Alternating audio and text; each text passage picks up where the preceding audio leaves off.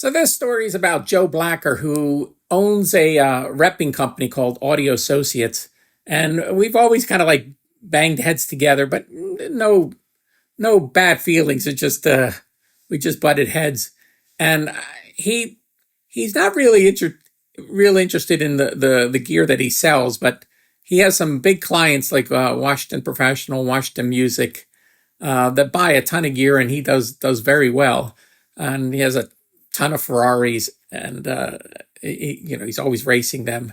I don't know what he's doing now, but this is a funny story about him. There was a store in Philadelphia called Cintioli's Music. It was run by a guy named Benny Cintioli, and Benny was an elderly Italian guy. He would always have, it would look like mafioso guys in his store all the time checking out accordions, and it was just a surreal thing. They'd be in these beautiful suits and playing accordions, but he always had deals over Cintioli's, and I'll do another video about Cintioli's. But Joe Blacker was there the one day, and Benny was notorious for getting involved in lines and discounting them, even though they tell him, "You don't do that, Benny."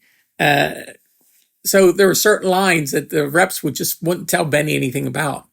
And Joe was there talking to Benny, and Benny saw me, and I came over, and I was talking to Benny.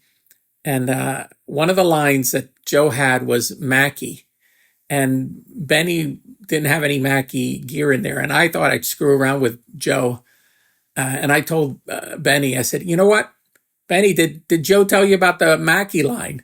And Benny had a really thick Italian accent. He said, "No, what's this?"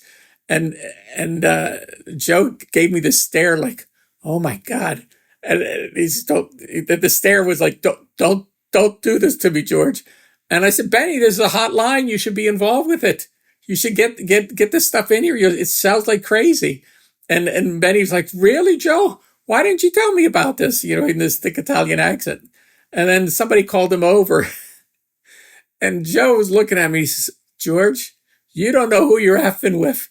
And I said, "The funny thing, Joe, is I know exactly who I'm effing with."